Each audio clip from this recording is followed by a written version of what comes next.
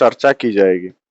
जो प्रारंभिक ज्ञान है क्या नहीं है ज्योतिष के ऊपर, क्योंकि इसमें बहुत से बच्चे इससे जुड़े हैं जिन जो मैसेज भी कर रहे हैं कि प्रारंभिक ज्ञान के बारे में बताया जाएगा या नहीं बताया जाएगा। क्योंकि अगर प्रारंभिक ज्ञान नहीं मिलेगा तो अष्टक वर्ग में क्या पढ़ रहे हैं क्या नहीं पढ़ रहे हैं ये समझना बहुत दिक्कत हो जाएगा उनको। तो इसमें कितने बच्चे हैं, कोई ऐसे नहीं बोलेगा जिन वो अपने इसमें जो राइज हैंड करके एक ऑप्शन है वो लगा देंगे। कितने बच्चे हैं जो ग्रह, नक्षत्र, भाव, राशि इनके बारे में पहले से पढ़ चुके हैं? थोड़ा अपना हाथ उठा दीजिए।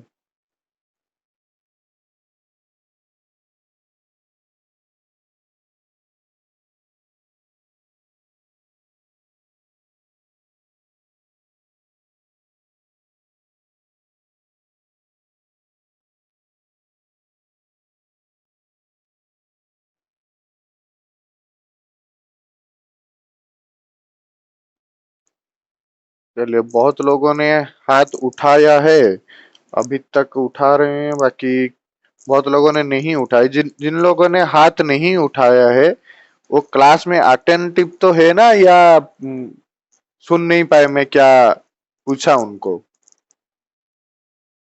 सर सुन नहीं पाए क्या आवाज थी? मैं पूछा कि चलिए आप लोग ध्यान हटा दीजिए, मैं अभी जो पूछ रहा हूँ उसमें वो जवाब देंगे। कितने लोगों ने अभी तक जो ज्योतिष में जो राशि, नक्षत्र, ग्रह इत्यादि है उनके बारे में किन लोगों को पता नहीं है? जैसे ग्रह का उच्च नीच मूल त्रिकोण, कैसे केंद्र भाव कौन पण पर केंद्र के भावों की संज्ञा होता है, जो उनके बारे में कितने लोगों को पता नहीं है वो हाथ उठाए। जिनको पता है बहुत अच्छा है, जिनको पता नहीं है वो हाथ उठाए। ये देखना चाहता हूँ कितने लोगों को पता नहीं है।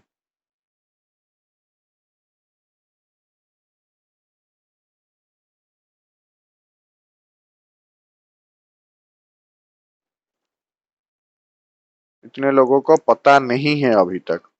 ठीक है, कोई बात नहीं, आज इसी के लिए ही क्लास अभी होगा कि क्या है, कैसे है, ग्रहों का ये सब बताया जाएगा। क्या कैसे राशि का है, कैसे ग्रह का परिचय होता है, वो प्रारंभिक, क्योंकि प्रारंभिक ज्ञान बहुत जरूरी है। ठीक है, हमारे ज्योतिष शास्त्र जो है, मैं आपको एक स्क्रीन शेयर कर रहा हूँ।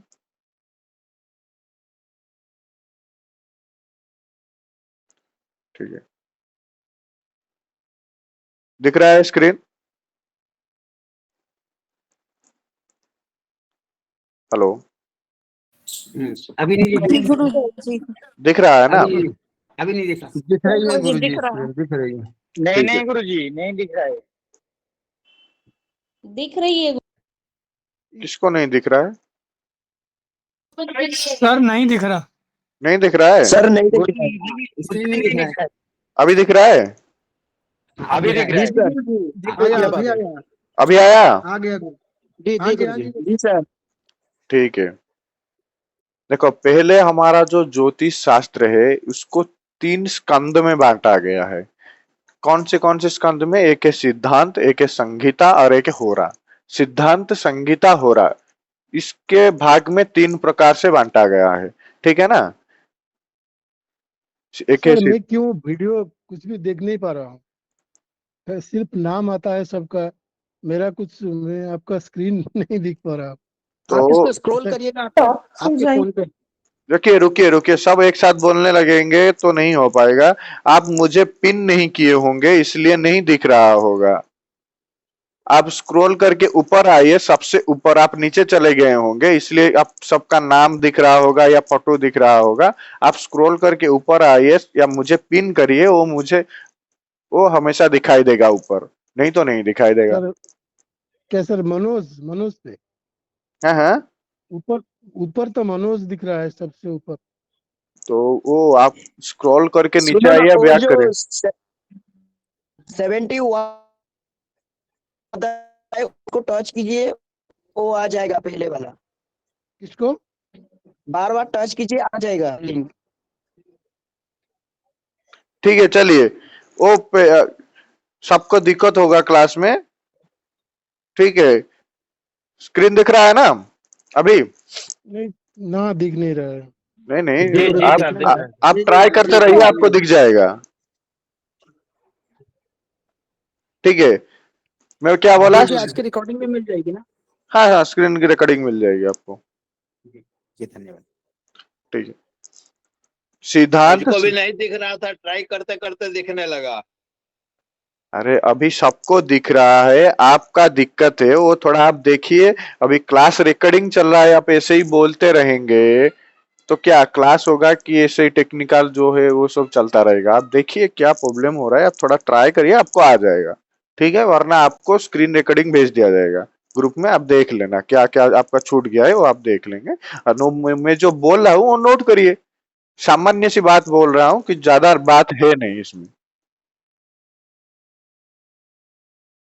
ठीक है जी। ठीक है, चलिए देखिए। पहले क्या बताया? ज्योतिष शास्त्र को 3 भाग में बांटा गया है। कौन से भाग?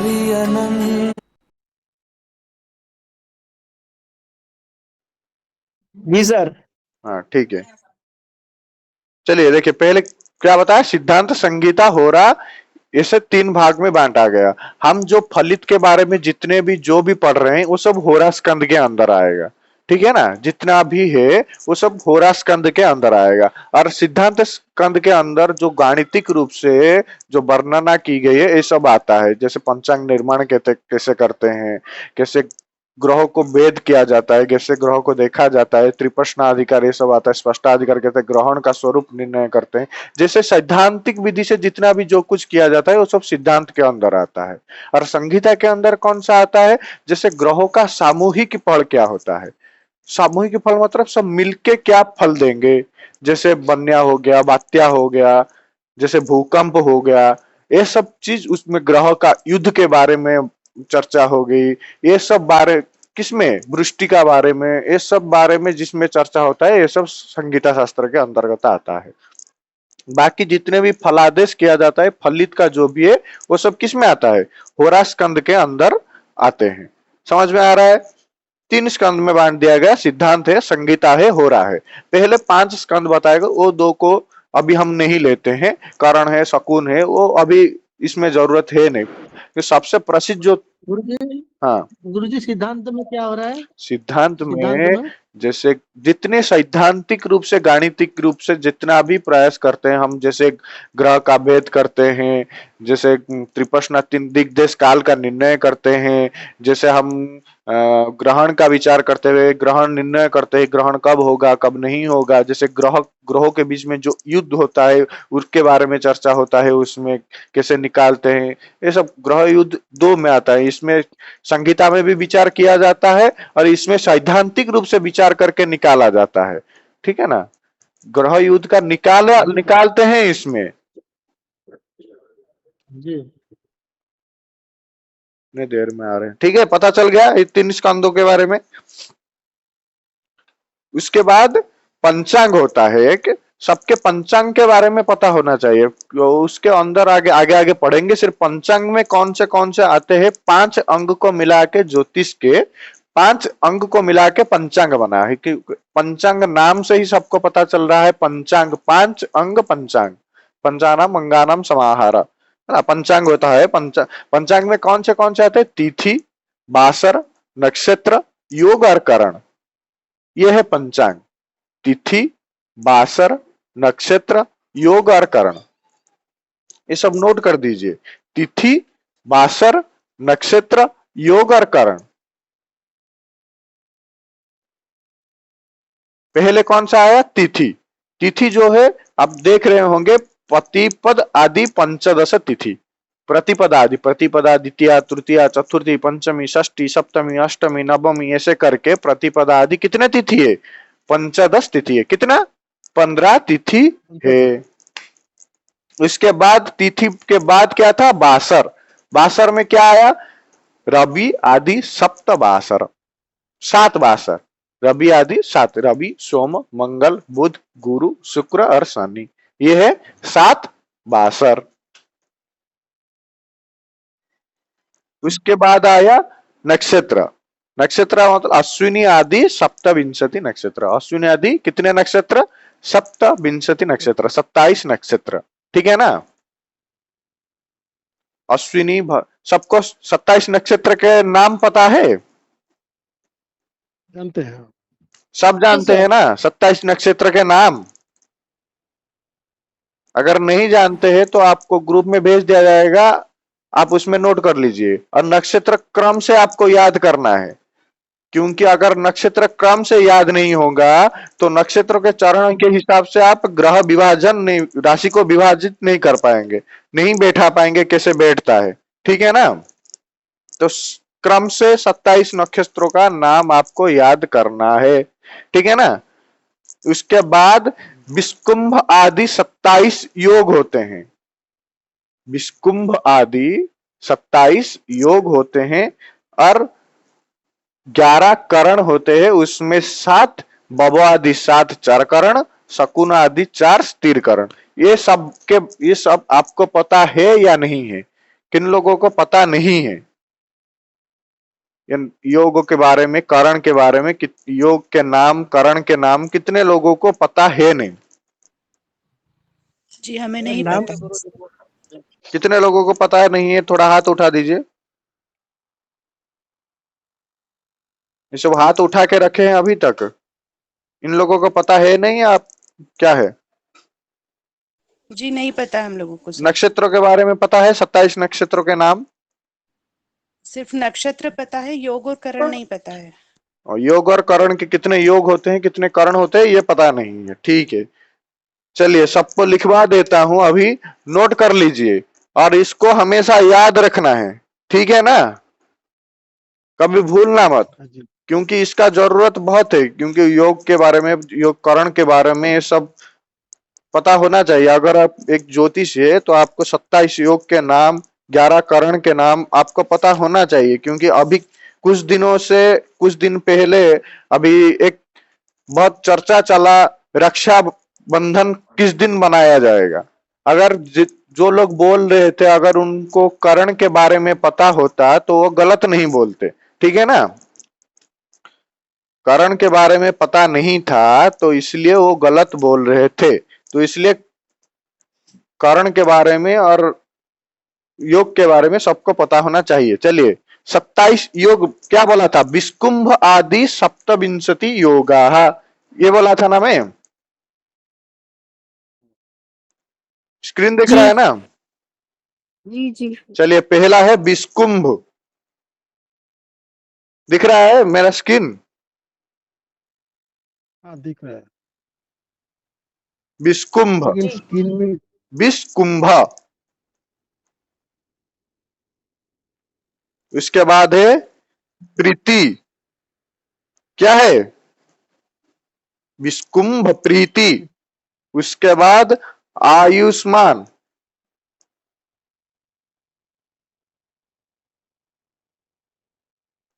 विष्कुंभ प्रीति आयुष्मान। उसके बाद सौभाग्य।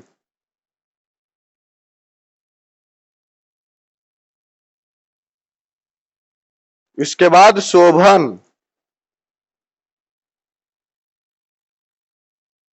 ठीक है, दिख रहा है ना? हाँ, उसके बाद है अतिगंड।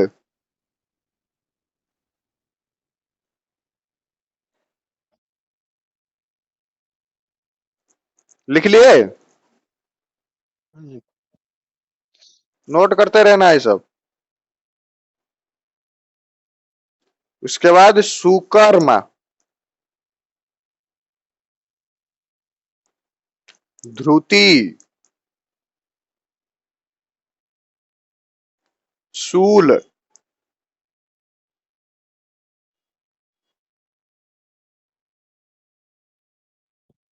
इसके बाद है गंड।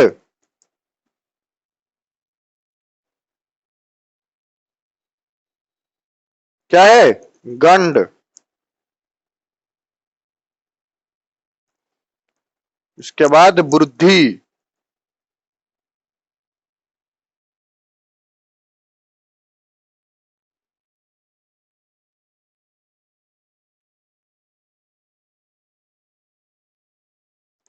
वृद्धि के बाद ध्रुव,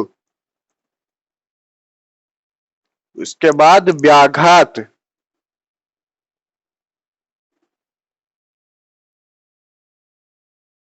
व्यतिपात,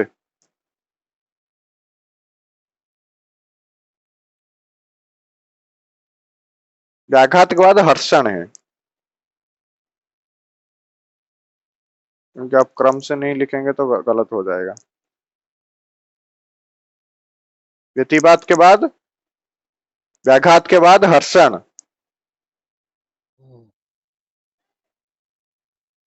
हर्षण के बाद वज्र, उसके बाद सिद्धि, सर व्याघात का बाद जतिपात या हर्षण, हर्षण, व्याघात के बाद हर्षण, अच्छा हर्षण के उसके बाद बाद वज्र, उसके बाद सिद्धि, उसके बाद आता है व्यतिपात।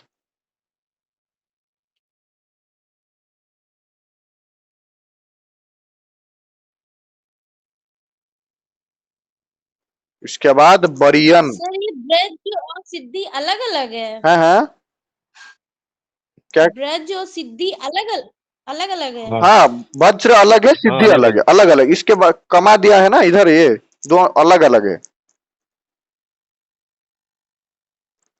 इसके बाद है बरियान,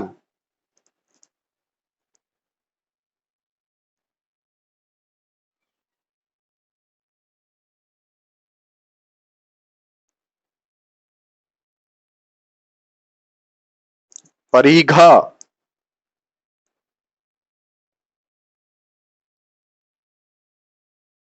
परिघ, परिघा,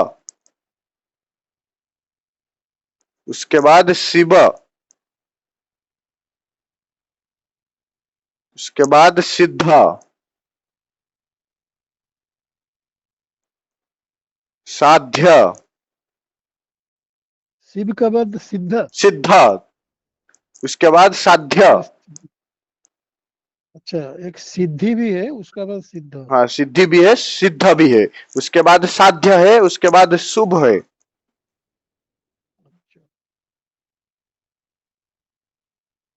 कितने देर में बच्चे जुड़ रहे हैं क्लास में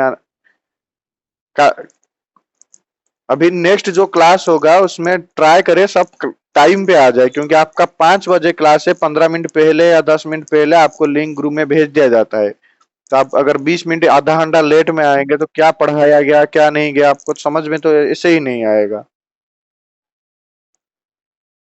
ठीक है ना? शुभ हो गया, शुभ के बाद देखा शुक्ल, हाँ शुक्ल,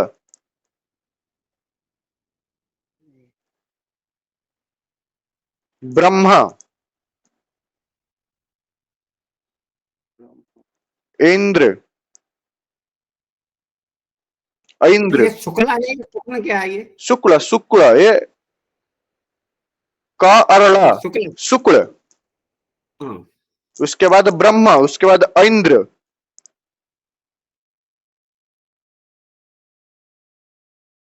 ये द है।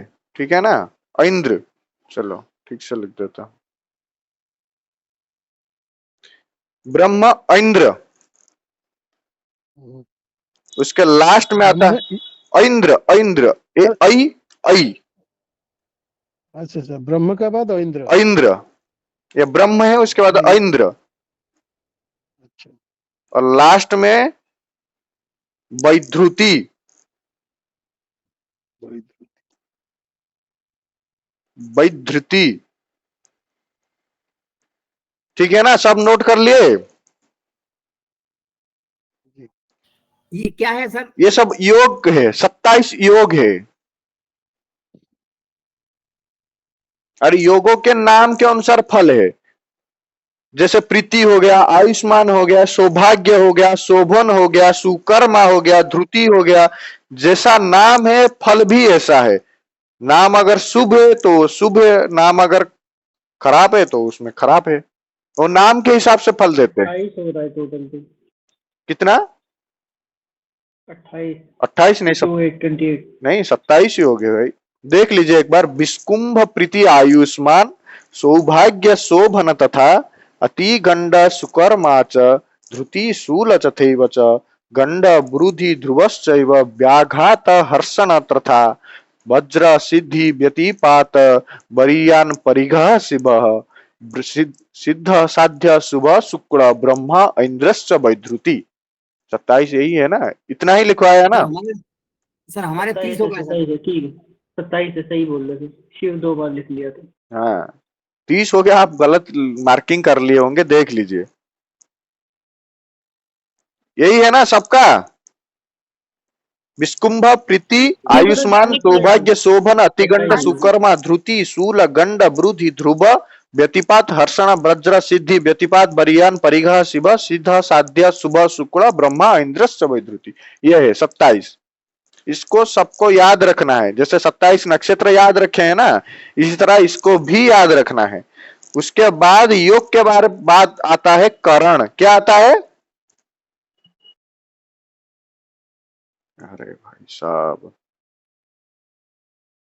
क्या आता है? करण आता है। करण को 2 भाग में बांटा गया है, एक है स्थिर करण, एक है चर करण।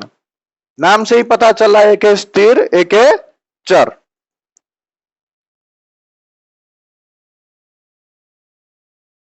और करण का परिभाषा जो है उसको बोला जाता है तिथ्यर्धम करणम। तिथि का अर्ध जो है, आधा जो है, उसको क्या बोला जाता है? करण बोला जाता है। तो तिथि का आधे अगर करण है तो एक तिथि में कितने करण आएंगे? 2 करण आएंगे, ठीक है ना। एक तिथि में 2 करण होते हैं। उस तरह कितने करण होते हैं? 11 करण होते हैं, ठीक है ना। अरे कितने देर में आ रहे हैं बच्चे। ठीक है, चलिए स्थिर करण है 7, सॉरी चर करण है 7, स्थिर करण है 4, कुल मिला के हो जाएंगे 11, ठीक है ना। 7 चर करण है और 4 स्थिर करण है, और 7 4 मिला के हो जाएंगे 11 करण। कुल मिला के कितने करण? 11 करण। पहले करण के नाम लिख लीजिए, पहले 4 करण के नाम लिख दीजिए। व उसके बाद वालब, उसके बाद कौलब, उसके बाद तैतील। ये सब लिख रहे हैं ना? जिनको नहीं पता है वो लिखे। जी उसके बाद लिखे ये सब चर करण है। कौन से करण है? ये सब चर करण है, जितने भी है। क्या है? चर करण है, स्थिर नहीं है। वालव कैलव तैतील। उसके बाद है गर। क्या है? गर। उसके बाद वणिज, ठीक है। उसके बाद है बिष्टि। ये हो गया बिष्टि। इसी को ही भद्रा बोलते हैं। सब याद रखिए, इसी को ही क्या बोलते हैं? भद्रा बोलते हैं। इसका ही विचार किया जाता है, इसको भद्रा बोलते हैं, इसी का ही विचार किया जाता है, ठीक है ना। लिख लिए सब, जिनको नहीं पता था? जी सर। ठीक है, ये हो गए चरकरण। 7 हो गया ना सबका। वो आलव कैलव तत्तिल गर्वणिज इष्टि। उसके बाद है स्थिर करण। स्थिर करण है 4, लिखिए शकुनी। पहला है शकुनी। चतुष्पद,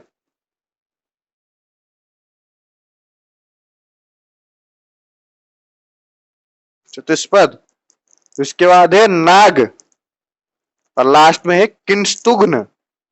किंस्तुघ्न,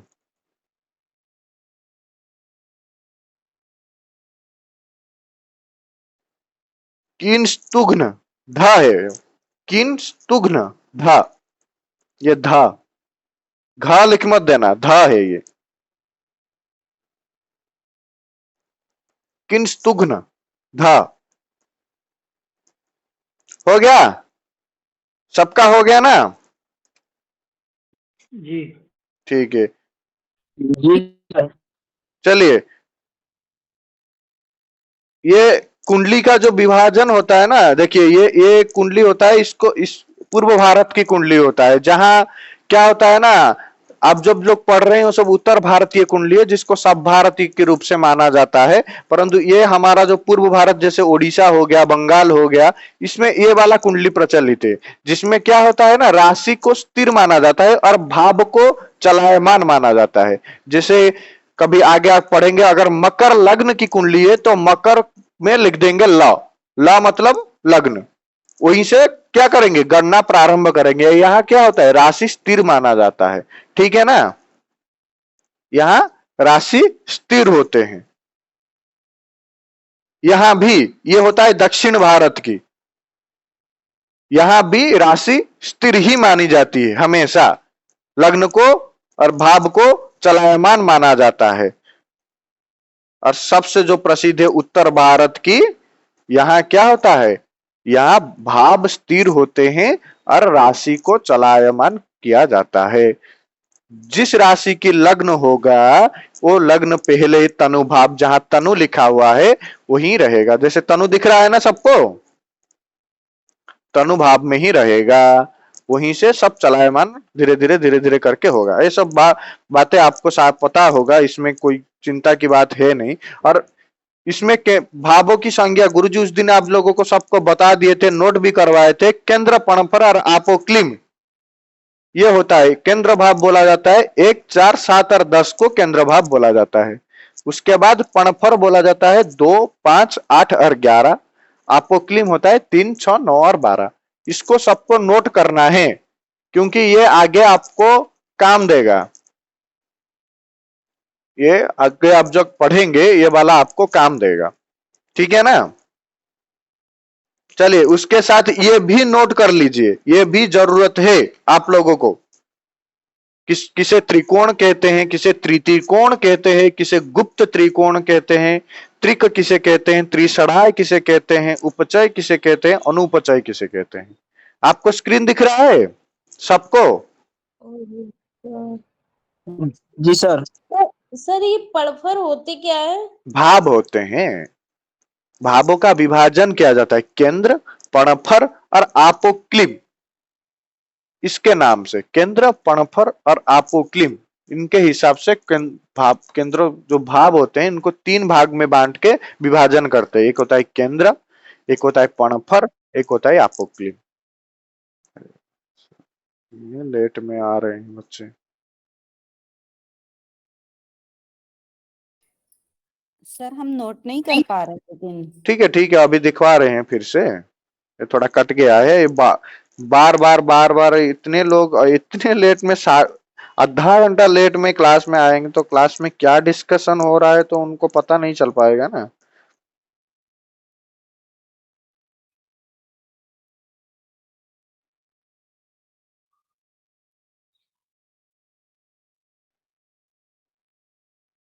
अभी दिख जाएगा सबको स्क्रीन, दिख रहा है ना? दिख रहा है स्क्रीन? जी जी सर। चलिए, हम कहाँ थे, यहाँ थे ना? जी ठीक है, चलिए हम क्या पढ़ रहे थे, त्रिकोण। क्या नोट कर लिए ना, केंद्र, पणफर और आपोक्लिम करके? उसके बाद यहां नोट करिए, यह है त्रिकोण। त्रिकोण बोलते हैं 1, 5 और 9। इसको बोलते हैं 1, ये होता है 5, ये होता है 9। इस भाव को क्या बोलते हैं, त्रिकोण बोलते हैं। जो शुभ होता है, नित्य शुभ जो भाव होते हैं वो त्रिकोण होते हैं। त्रिकोण को क्या बोलते हैं, नित्य शुभ बोला जाता है, वो हमेशा शुभ ही होते हैं। समझ में आ गया ना? नित्य शुभ ही होते हैं त्रिकोण, जितने भाव होते हैं वो नित्य शुभ ही होते हैं। उसके बाद है त्रिकोण। उस त्रिकोण में भी एक गुप्त त्रिकोण है और एक त्रिकोण है। एक को गुप्त त्रिकोण बोला जाता है, एक को त्रिकोण। गुप्त त्रिकोण प्रथम भाव जो होता है, पहला जो भाव 1, 5, 9 आप लिखे ना, 1 5 9 आप लिखे ना, जी उसमें जी जो जी पहला जो भाव है, एक प्रथम भाव, वो तो त्रिकोण में जाता है, पर उसको बोला नहीं जाता कभी कि ये त्रिकोण में जाते हैं।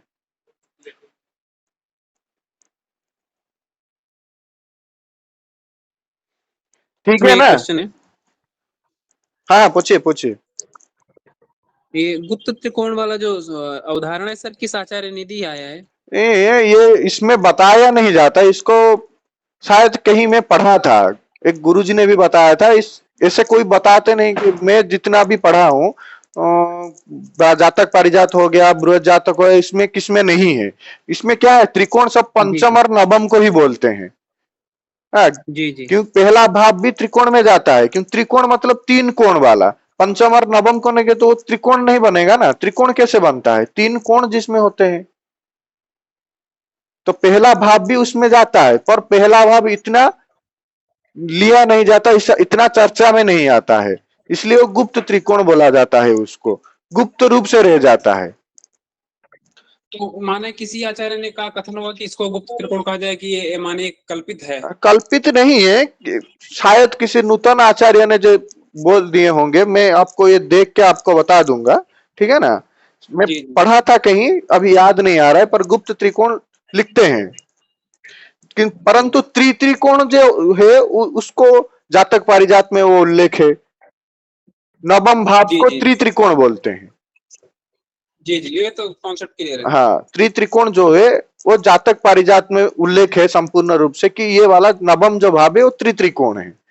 हाँ, पंचम और नवम जो भाव है वो हमेशा त्रिकोण में मानी जाती है कि ये त्रिकोण है, परंतु पहला जो भाव है ये त्रिकोण में ही जाता है, पर वो केंद्र में भी जाता है, त्रिकोण में भी जाता है, परंतु उसको बोला नहीं जाता त्रिकोण में। अगर आपको कोई पूछेंगे कि त्रिकोण क्या, आप बोलेंगे पंचम और नवम। जितने योग भी बनते हैं त्रिकोण के हिसाब से, जितने योग भी बनते हैं वो पंचम और नवम को लेके ही बनते हैं, पहला इतना नहीं आ पाता उसमें, इसलिए उसको गुप्त त्रिकोण आचार्य, शायद कोई नूतन आचार्य होंगे, उन्होंने उल्लेख किया है। ठीक है ना। पर जी जी त्रिकोण जो भाव है वो है नित्य शुभ होते हैं, अशुभ नहीं होते, नित्य शुभ होते हैं। पंचम और नवम जो है नित्य शुभ ही होते हैं। उसके बाद आएगा, कहा आएगा गुप्त त्रिकोण आपको आ गया, त्रिकोण आ गया, उसके बाद आ गया त्रिक भाव जो बोलते हैं, 6 8 और 12, ये होते हैं त्रिक। ये वाला इसको हटा दीजिए, ये आ गया 6 8 और 12, ये होते हैं त्रिक स्थान। इसको दुस्थान भी कहा जाता है, खराब स्थान भी कहा जाता है। त्रिक स्थान जो होते हैं 6 8 और 12, इसको त्रिक स्थान बोला जाता है, दुस्थान बोला जाता है, इसको खराब माना जाता है। कैसे खराब माना जाता है, बोलते हैं अगर इन भावों का अधिपति जिस भाव में जाके बैठा है उस भाव का हानि करेगा, अगर जिस भाव का अधिपति इन तीनों भावों में आके बैठते हैं तो उस भाव का हानि करेगा, क्योंकि जिनका संबंध इन तीनों भावों से बन जाए उस भाव का हानि ये कर देते हैं। समझ में आ गया ना। ये खराब होते हैं ये भाव 6 8 और 12, क्योंकि षष्ठ भाव से हम क्या विचार करते हैं, नाम से ही आपको पता चल जाएगा। षष्ठ भाव से हम क्या विचार करते हैं, रोग के बारे में, शत्रु के बारे में इस विचार करते हैं ना, जिसमें खराब संज्ञा होता है, खराब चिंतन किया जाता है उसमें से। उसके बाद अष्टम भाव से मृत्यु के बारे में चिंतन किया जाता है, उसके बाद द्वादश भाव में व्यय के बारे में विचार किया जाता है। ठीक है ना, इसलिए उनको खराब बताया गया है, वो अच्छा परिणाम नहीं दे पाते उसमें। ऐसा समझ में आ रहा है ना सबको।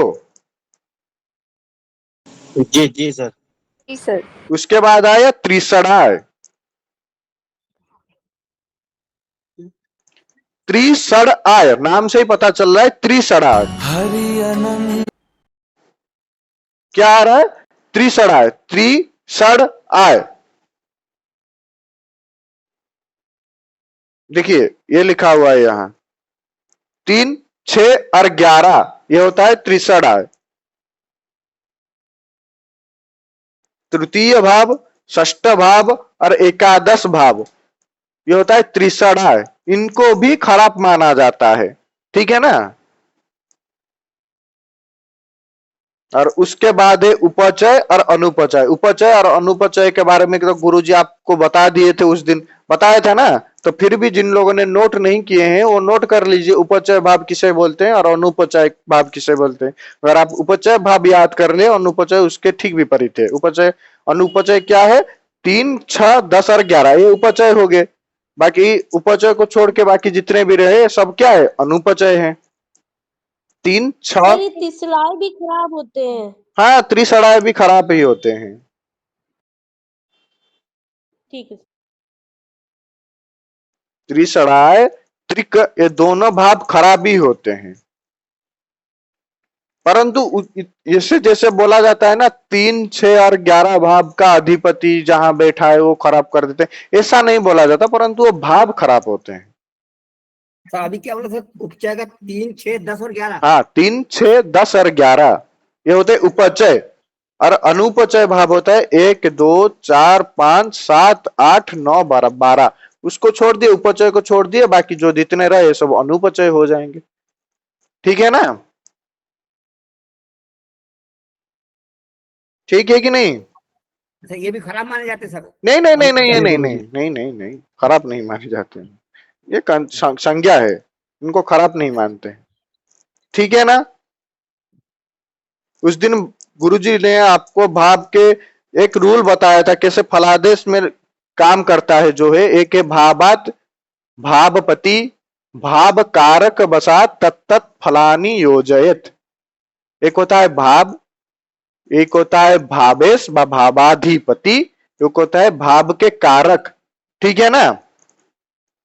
तो भाव के जो कारक होते हैं वो लिखे हुए हैं। जो भाव के जो कारक होते हैं स्थिर होते हैं। ठीक है ना? क्या होते हैं?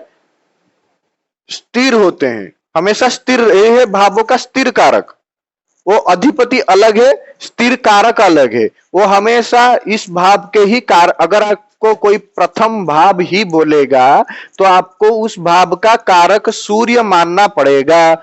उस कहीं उसके उसमें 7 क्यों ना लिखा हो, 8 क्यों ना लिखा हो, 9 कहीं ना लिखा हो, कुछ भी लिखा हो, उस भाव का कारक सूर्य ही बनेंगे। ठीक है? समझ में आ रहा है? उस भाव में चलो एक कुंडली बना देते हैं, 2 कुंडली बना देते हैं। चलिए यहां तो नहीं होगा, होगा छोटा सा एक कुंडली बना देते हैं। यहां लिखा हुआ है 7 और एक यहां कुंडली बना देते हैं, यहां लिखा हुआ है 9। ठीक है? तो इस जो कुंडली है इसमें लग्न में 9 लिखा हुआ है। 9 मतलब कौन सी राशि? कोई बता? धनु राशि। तो धनु राशि का अधिपति कौन हो गया? यहां लिखा हुआ है, देखो धनु राशि का अधिपति लिखा हुआ है गुरु। तो यहाँ लग्नाधिपति हो गया गुरु। उस भाव का लग्न का अधिपति जो हो गया वो हो गया गुरु। और उस भाव का कारक कौन हो गए? सूर्य। तो हम जब बोलेंगे कि बोलेंगे लग्न भाव है, वो लग्न का अधिपति है गुरु, परंतु वो लग्न भाव का कारक है जो स्थिर रहता है हमेशा, वो स्थिर है, वो है सूर्य। ठीक है ना?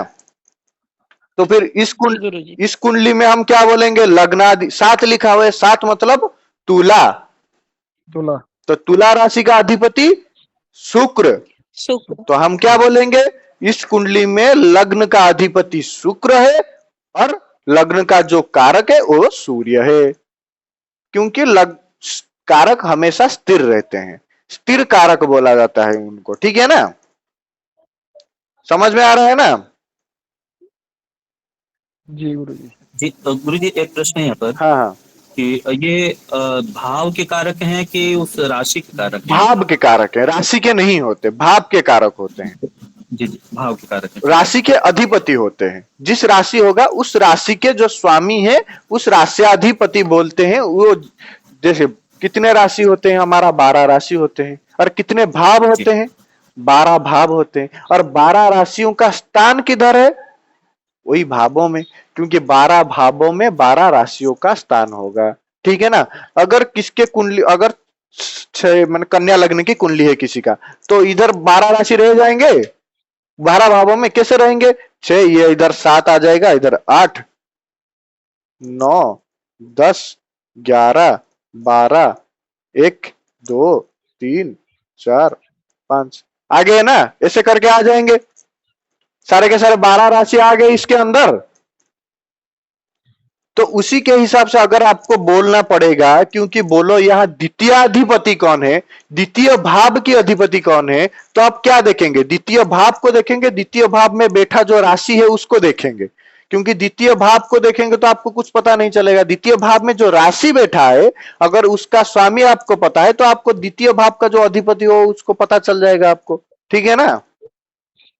द्वितीय भाव को देख लिए, द्वितीय भाव में है तुला राशि, तो तुला राशि का अधिपति क्या है, यहां देखो नीचे तुला राशि का अधिपति लिखा हुआ है शुक्र, तो हमको पता चल गया द्वितीय भाव का अधिपति हो गया शुक्र।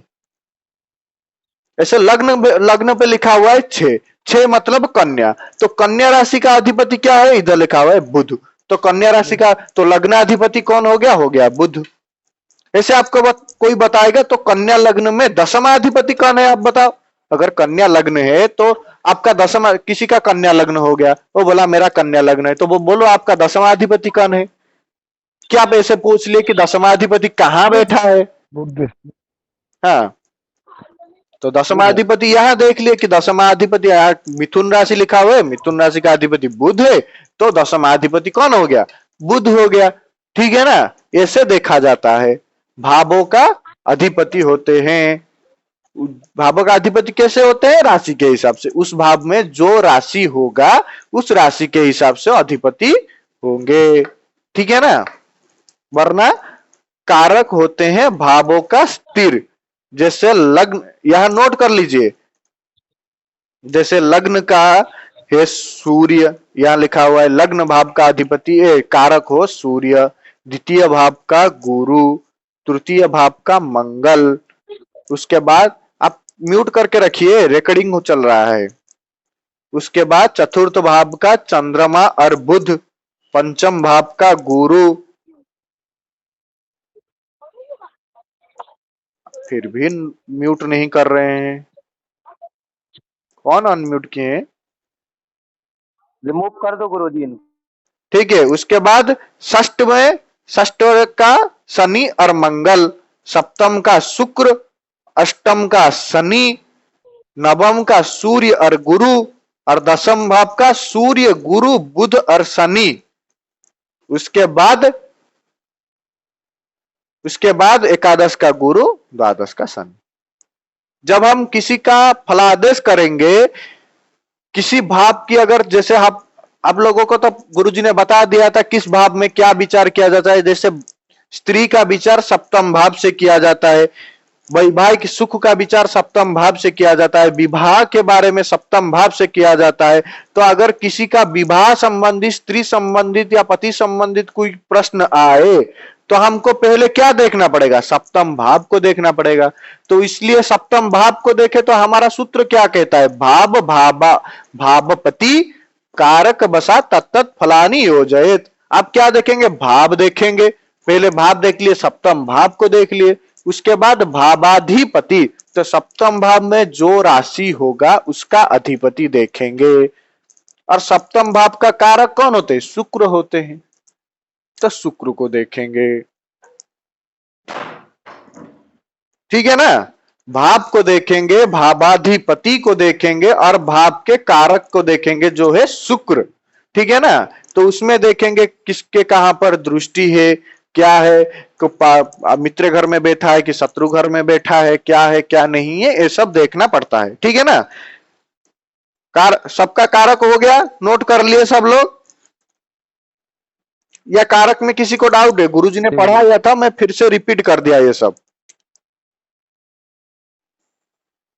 गुरुजी स्त्री और पुरुष दोनों के लिए सप्तम भाव का कारक शुक्र रहेगा। शास्त्र में देखिए, शास्त्र में एक बताया गया है कि सप्तम भाव का जो स्थिर कारक होते हैं शुक्र होते हैं, परंतु जब पति या पत्नी की विचार आता है, जैसे स्त्री के कुंडली में देखते हैं, तो स्त्री के कुंडली में जो पति के कारक होते हैं वो गुरु हो जाते हैं। अगर जब पुरुष की कुंडली देख रहे हैं तो पुरुष की कुंडली में जो पति के कारक होते हैं वो शुक्र हो जाते, पत्नी के कारक जो होते हैं वो शुक्र हो जाते हैं, ऐसे देखा जाता है। परंतु शास्त्र में जब स्थिर कारक के बारे में बताया जाता है, सप्तम भाव का कारक शुक्र को माना जाता है, ठीक है ना। सप्तम का भाव के जो कारक होते हैं शुक्र को माने जाते हैं, परंतु जब पति या पत्नी के विचार में करते हैं उस थोड़ा चेंज हो जाता है कि पति के कारक माना जाता है गुरु स्त्री की कुंडली में, और पुरुष की कुंडली में पत्नी के कारक माना जाते हैं शुक्र। ठीक है ना। जी गुरुजी।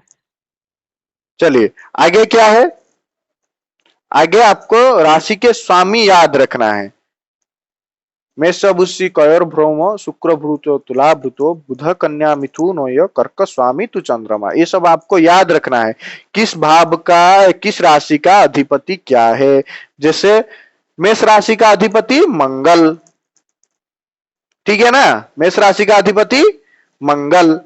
वृष राशि का अधिपति सबको दिख रहा है ना, यहां लिखा हुआ है मेष राशि का अधिपति मंगल, वृष राशि का अधिपति शुक्र, मिथुन राशि का अधिपति बुध, कर्क राशि का अधिपति चंद्रमा, सिंह राशि का अधिपति सूर्य, कन्या राशि का बुध, तुला राशि का शुक्र, वृश्चिक राशि का मंगल, धनु राशि का गुरु, मकर राशि का शनि, कुंभ राशि का शनि और मीन राशि का गुरु। ठीक है ना, ठीक है कि नहीं।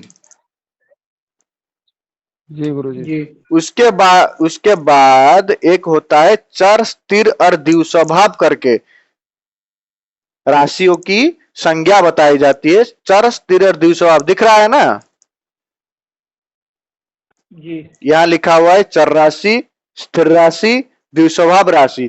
उनके नाम के हिसाब से, जैसे चर माने तो हम क्या मानते हैं, चलायमान है, ठीक है ना, स्थिर है तो स्थिर है, और द्विस्वभाव है तो द्विस्वभाव, उसके हिसाब से वो फल देते हैं। ये सब कर्म के बारे में जब विचार करते हैं, विवाह के बारे में जब विचार करते हैं, सब दिखा जाता है, चर राशि स्थिर राशि सब दिखा जाता है। ठीक है ना। तो चर राशि में कौन से आएंगे, मेष राशि आएंगे, मेष कर्क तुला और मकर, ये सब किस में आएंगे, यह जो लिखा हुआ है ये आएंगे चर में, मेष कर्क तुला और मकर। ठीक है ना। उसके बाद स्थिर राशि में कौन आएंगे, वृष सिंह वृश्चिक और कुंभ, सब नोट करके रखिए सब। और द्विस्वभाव में आएंगे मिथुन कन्या धनु और मीन। ठीक है ना। जैसे केंद्र पण पर अपोक्लिमाम पढ़े थे ना भावों में, ये मान लो ये राशि में, क्योंकि 12 भाव होते हैं, 12 राशियां होते हैं, 12 भावों में केंद्र किसे बोलते हैं, 1 4 7 10 को केंद्र बोलते हैं ना, बोलते हैं कि नहीं भाई, बोलो। जी सर, जी सर बोलते हैं।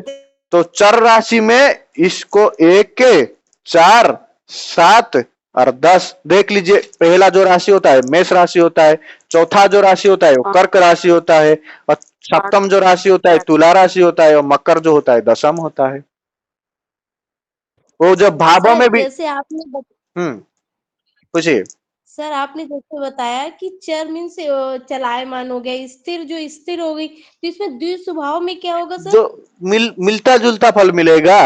चर भी होगा स्थिर भी, कभी कभी चलायमान होगा, कभी कभी स्थिर हो जाएगा। एक आप देखे होंगे जब विचार करते हैं लोग, एक लोग ऐसे होते हैं जो स्थिर नौकरी करते हैं। स्थिर मतलब पूरा का पूरा संपूर्ण रूप से स्थिर हो जाते हैं, उनका नौकरी मिला तो परमानेंट, हिले डुले कुछ नहीं। और एक ऐसे लोग होते हैं जो चलायमान होते हैं, यहां से वहां, ये नौकरी छोड़ दिए, वो नौकरी किए, वो नौकरी छोड़ दिए, वो नौकरी किए। अगर किसी नौकरी में कर रहे, यहां से वहां ट्रांसफर है, वहां से वहां ट्रांसफर हो रहे हैं, ऐसे देख रहे होंगे।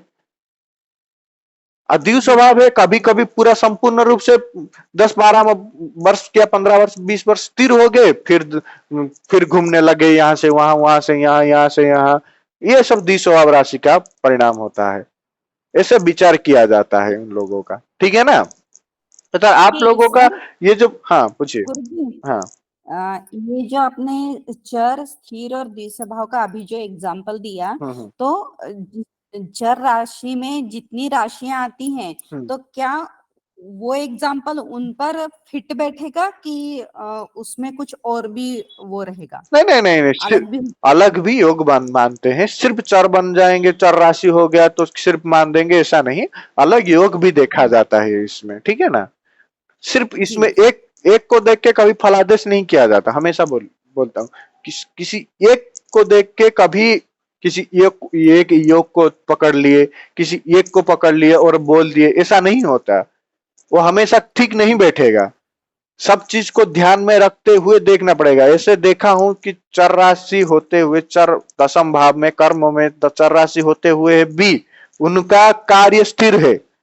हमेशा ऐसा नहीं बोला जाता कि अगर ऐसे हो गया तो बोल देंगे, आप लोगों को बताया जाएगा आगे जाके कैसे होता है। तो ये जो कक्षा आपको ली जा रही है, अष्टक वर्ग हो गया, गोचर हो गया, दशा हो गया, जो जितने भी आप योग पढ़े हैं, जो पहले क्लास किए होंगे, योग पढ़ेंगे, वो योग के बारे में कुछ आपको चर्चा की जाएगी, कोई उसमें चिंता है नहीं।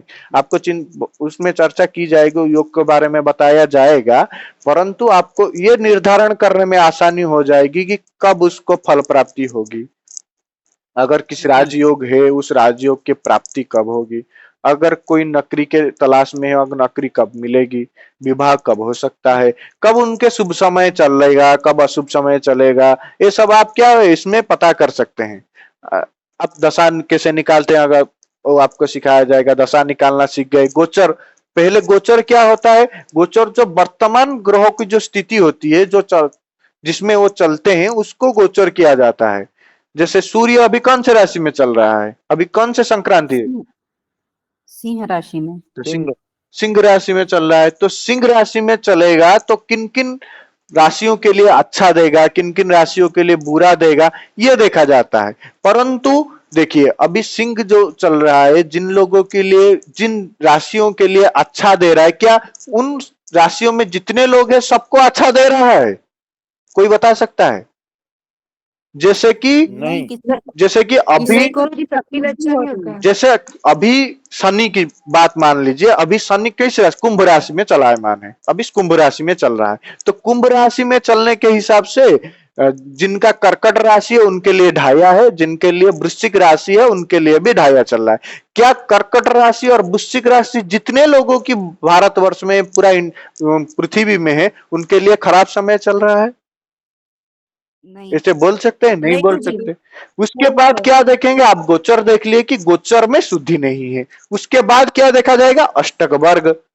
अष्टक वर्ग में शनि, आपको जब अष्टक वर्ग, एक सूर्य अष्टक वर्ग बताया गया, उसके बाद आपको बताया जाएगा जैसे चंद्रमा, मंगल, बुध, गुरु करके शनि तक आएगा। तो शनि अष्टक वर्ग में कुंभ राशि में उसको कितना शुभ अंक प्राप्त हो रहा है, कितना अशुभ अंक प्राप्त हो रहा है, वो देखेंगे कि कुंभ राशि में उनको शुभ अंक ज्यादा प्राप्त हो रहे हैं तो ठीक है। तो अगर ज्यादा अंक प्राप्त हो रहे हैं तो शुभ है। तो अगर शुभ है तो इतना गोचर का अशुद्धि इतना खराब फल नहीं देगा। क्योंकि आपको एक श्लोक बताया गया था, क्या बताया गया था? अष्टक वर्गेण ये शुद्धा ते शुद्धा सर्व कर्मसु, ये बताया गया था ना जी। एक श्लोक बताया गया था ना, अष्टक वर्गेण ये शुद्धा ते शुद्धा सर्व कर्मसु, सूक्ष्माष्टक वर्ग संशुद्धि तूला शुद्धिस्तु गोचरे। ठीक है ना? अष्टक वर्ग ये शुद्धि हो जाते हैं, जो राशि शुद्धि हो जाते हैं, जो राशि को ज्यादा शुभ अंक प्राप्त हो जाते हैं, वो शुद्धि हो जाते हैं, गोचर में इतना खराब फल नहीं दे पाते हो। उसके बाद क्या देख लिए? गोचर देख लिए, अष्टक वर्ग देख लिए। उसके बाद क्या देखेंगे? दशा देखेंगे। अगर कौन सी दशा चल रहा है, दशा उसके लिए उस समय जो वो करने जा रहा है उसके लिए अनुकूल है या प्रतिकूल है, अच्छा फल देगा कि अच्छा फल नहीं देगा, कब उसकी कार्य के हिसाब से अनुकूल दशा चलने वाला है या चल चुका है या अभी चल रहा है, ये सब आपको देख के आपको काल निर्धारण किया जाएगा कि इस समय आप ये काम करेंगे तो आपके लिए अच्छा होगा, कि इस समय आप नौकरी के लिए ट्राई करिए, ज्यादा ट्राई करिए, लग जाइए, आपके लिए अच्छा फल देगा। ये सबको देख के आपको बताना पड़ेगा। क्योंकि ऐसे नहीं हम बता सकते कि ऐसे देख लो बोल दो। ठीक है ना? ये सब तीनों चीज को देख के आपको एक काल, क्योंकि ज्योतिष शास्त्र को काल निर्धारण करने वाला शास्त्र बताया गया है। ठीक है ना? काल को निर्धारण करते हैं, काल को परिवर्तन नहीं कर पाएंगे हम, क्योंकि आपका खराब समय चल रहा है या अच्छा समय हम बदल जाएगा कि इस काल निर्धारण किया कि आपका अभी खराब समय चल रहा था, इसे आ गया आपका अच्छा समय चलेगा, आप ये काम करिए।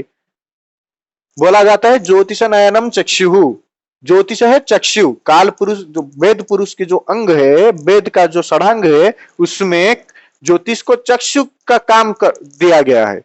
तो चक्षु का काम क्या होता है? मार्ग दिखाना। आपको मार्ग दिखाएंगे। उस मार्ग में चलना किसको है? पैर को है, मतलब आपको है। अगर किसी का खराब समय चल रहा है तो अभी क्या करना है, वो ज्योतिष दिखवाएगा आपको कि आपका खराब समय चल रहा है, आप ये सब करिए, पूजा पाठ करिए, या ये सब काम करिए। उसको मानना किसको है? आपको है। करना किसको है? आपको है। अगर आप उसमें नहीं करेंगे तो घाटा आपका है। ठीक है ना? तो जो जो लोग बोलते हैं हम आपका ये चेंज कर देंगे, वो चेंज कर देंगे, वो सब ढोंगी है। अगर आप नहीं करेंगे, वो तो आपको मार्ग दिखा दिए सब करो, अगर आप नहीं करेंगे तो आपका परिवर्तन होगा? कुछ नहीं होगा। तो ज्योतिष का काम है मार्गदर्शन करना, काल का निर्धारण करना। ठीक है ना? समझ में आ रहा है ना? मैं किसी को कुछ डाउट है तो इस क्लास में ये सब आपको पढ़ाया जाएगा। अष्टक मार्ग के बारे में, गोचर के बारे में कैसे देखेंगे, कौन सूर्यपति महा चेंज होता है तो कौन सा महीना किसके लिए कितना अच्छा जाएगा, कितना बुरा जाएगा, ये सब आपको बताया जाएगा धीरे धीरे करके। ठीक है ना? जी सर। ठीक है, तो उसके आगे चले। उच्च नीच इसका ज्ञान सबको होना अनिवार्य है। ठीक है ना? जैसे एक हो गया स्वगृह, एक हो गया कारक, और एक हो गया उच्च नीच और मूल त्रिकोण। इसको सबको ज्ञान होना बहुत जरूरी है। थोड़ा और 5-10 मिनट क्लास लेंगे, उसके बाद खत्म कर देंगे। ठीक है ना? तो सबसे पहले आपको ये ज्ञान होना बहुत जरूरी है, उच्च नीच और मूल त्रिकोण और उनके अंश। क्या है? उनके अंश। तो सबको पता है एक राशि कितने अंश के होते हैं? कितने लोगों को पता है एक राशि कितने अंश का होता है? कोई बता सकता है? 30। चलिए मैं आपको, बहुत लोगों को शायद पता नहीं होगा। चलिए, ये क्या होता है? एक भचक्र होता है। भचक्र का मतलब होता है राशियों का चक्र, नक्षत्रों का चक्र आप बोल सकते हैं, भचक्र बोलते हैं। ये एक वृत्त जैसा हुआ ना, तो ये कितने डिग्री का होता है? कितने अंश का? 360 अंश का होता है ना? कितने अंश का होता है? 360 का। तो मैं बोला भचक्र। भचक्र का मतलब राशियों के चक्र। राशियों के चक्र मतलब यहाँ कितने राशियां होंगे? इस वृत्त में 12 राशियां होंगे। अगर ये 360 डिग्री है, 360 अंश, डिग्री का मतलब होता है अंश, 360 अंश है तो 12 राशियां हैं, 360 अंश है, तो एक राशि का कितना आ जाएगा? 360 को 12 में भाग दे दीजिए, 12 तिया का 36, तो आ जाएगा 0 0, यहां लगा देंगे 0 तो 0। तो एक राशि हो गया कितने अंश का? 30 अंश का। ठीक है ना? सबको ये याद रखना है, एक राशि होता है कितने अंश का? 30 अंश का। क्योंकि आपको ये अंश का ज्ञान होना चाहिए, क्योंकि अगर अंश का ज्ञान नहीं होगा तो आपको वो याद रखने में गलती हो जाएगा आप लोगों का, कि कैसे याद रखेंगे हम कि कितना अंश उच्च है, कितना अंश नीच में होता है, वही सब। ठीक है, चलिए। उच्च नीच और मूल त्रिकोण ये आपको याद रखना है। सूर्य कंस राशि में उच्च का होता है, चंद्रमा कंस राशि में उच्च का होता है, मंगल कंस राशि में उच्च के होते हैं, बुध, गुरु, शुक्र और शनि ये सब कंस राशि में उच्च के होते हैं। कितने अंश में परमोच्च होते हैं, कौन से राशि में नीच होते हैं, और कितने अंश में परमोच्च नीच होते हैं। ठीक है ना? पता चल रहा है ना? किसी को कुछ डाउट है? चलिए, मैं बताया ही नहीं इसके बारे में। चलिए, सूर्य कंस राशि में उच्च का होता है, सब नोट करिए। सूर्य मेष राशि में उच्च के होते हैं। सूर्य मेष राशि में उच्च का होता है। सूर्य मेष राशि में उच्च का होता है। और परम उच्च कितने राशि में होता है? कितने अंश में होता है? 10 अंश में। सूर्य मेष राशि में उच्च का होता है और 10 अंश में परमोच्च का होता है। इसी प्रकार चंद्रमा वृष राशि में उच्च का होता है और परमोच्च 3 राशि में परमोच्च होता है। ठीक है ना। इस तरह नोट करते चलिए। मंगल मकर राशि में उच्च का होता है और 28 अंश में परम उच्च होता है। बुध कन्या राशि में उच्च का होता है और 15 अंश में परम उच्च होता है। और सबसे सरल जो जिनका याद करना है वो है बुध। बुध कन्या राशि में उच्च का होता है, कन्या राशि उनका स्वगृह होता है और कन्या राशि उसका मूल त्रिकोण भी होता है। बाकी सिर्फ लोगों को अंश में याद रखना थोड़ा कंफ्यूजन लगता है, बाकी उसको अगर आप याद कर लिए तो कोई बात नहीं, बहुत अच्छा हो जाएगा। ठीक है, तो गुरु कर्क राशि में उच्च का होता है कितने अंश में? 5 अंश में। शुक्र मीन राशि में उच्च का होता है 27 अंश में और तुला राशि में 20 अंश में शनि परम उच्च होता है और शनि तुला राशि में उच्च होता है। ठीक है ना, इतना सबको नोट कर लीजिए, ये जरूरी है।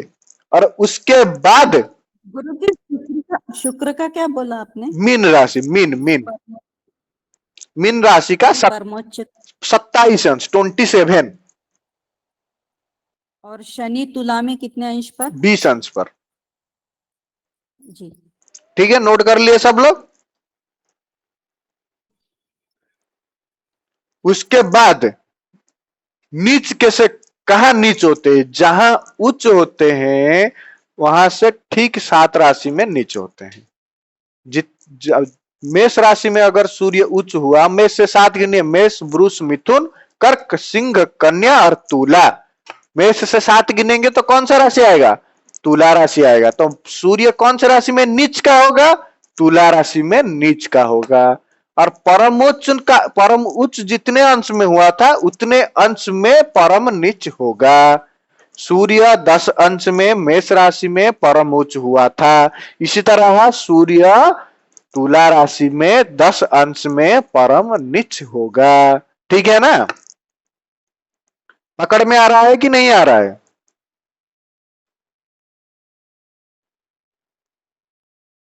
सुनाई दे रहा है ना भाई? जी सर। हाँ गुरु जी। तो जितने अंश में उच्च परम उच्च होगा उतने अंश में परम नीच का भी होगा। इस तरह उच्चांश जितना है नीचांश इतना ही है, बस नोट करते चलिए। सूर्य का नीच है तुला, चंद्रमा का वृश्चिक, मंगल का कर्क, बुध का मीन, गुरु का मकर, शुक्र का कन्या और शनि का मेष। बस अंश उतना ही रहेगा जितना पहले था, उच्चांश जितना है नीचांश उतना ही है, ज्यादा कुछ है नहीं। ठीक है, समझ में आ गया ना? जी सर। गुरुजी ने जब पढ़ाया था बोले थे ये सब आपको नोट करके याद करना है, तो आप लोगों को ये सब नोट करके याद करना है। ये वाला पीडीएफ भी ग्रुप पे भेज दिया जाएगा, ठीक है ना। जिनका छूट गया है वो इसमें नोट कर लीजिए। ये वाला पीडीएफ आपको ग्रुप में मैं आज भेज दूंगा, क्लास खत्म होने के बाद इसको ग्रुप में भेज दूंगा। आप इसमें से जिनका छूट गया है वो नोट कर लेना, ठीक है ना। जी। उसके बाद मूल त्रिकोण, सूर्य सिंह राशि का मूल त्रिकोण होता है। सूर्य सिंह राशि में मूल त्रिकोण होता है। एक सूर्य में सिंह राशि में कौन से होता है? स्वगृह का होता है ना। सूर्य सिंह राशि में स्वगृह का भी होता है ना। सूर्य का स्वगृह क्या है? सिंह राशि है। तो अगर सूर्य सिंह राशि में है तो हमको कैसे पता चलेगा कि वो स्वगृह का है या मूल त्रिकोण का है? सूर्य किसी के कुंडली में सिंह राशि में बैठ गया तो हमको कैसे पता चलेगा कि मूल त्रिकोण में है या स्वगृह में? तो आप क्या करेंगे? उसके अंश देखेंगे, सूर्य कितने अंश पे बैठा है, ठीक है ना। सूर्य कितने अंश पे बैठा है, तो 0 से 20 अंश तक सूर्य सिंह राशि में। आप म्यूट कर लीजिए मैडम जी, अनम्यूट किए हैं किसने?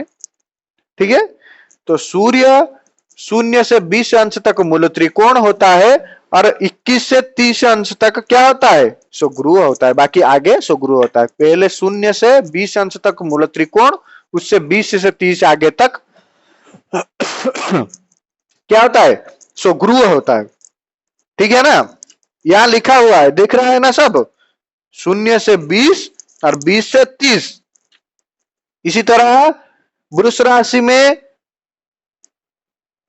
3 से 30 तक, क्योंकि चंद्रमा यह परमोच्च होता है तीन अंश में, तो आगे त्रिकोण क्या होता है, मूल त्रिकोण इसका होता है। 3 अंश तक क्या होता है, परमोच्च 3 में होता है, 3 अंश में, उससे 3 से आगे जितना होता है वो क्या होता है, उसका मूल त्रिकोण होता है, क्योंकि उसका स्वगृह तो कर्क राशि में होता है, पूरा का पूरा कर्क राशि का 30 अंश में वो स्वगृह होता है।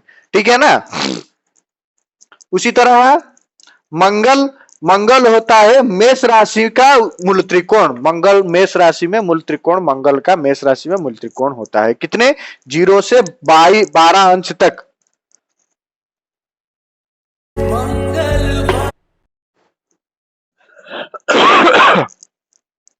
0 से 12 अंश तक उसका क्या होता है, मूल त्रिकोण होता है, और 12 से 30 अंश तक इसका क्या होता है, स्वगृह होता है।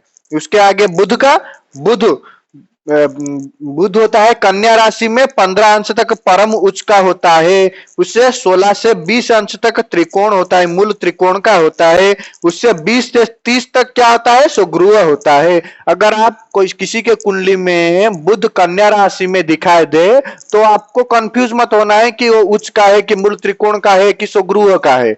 आपको अंश देख लेना है। अगर 15 अंश के अंदर है तो उच्च का है, 15 से 20 अंश के अंदर है तो पता चलेगा कि मूल त्रिकोण का है, और 20 से 30 अंश का अंदर है तो आपको पता चलेगा कि ये किसमें, स्वगृह में है। ठीक है ना। ठीक है, पता चल रहा है कि नहीं।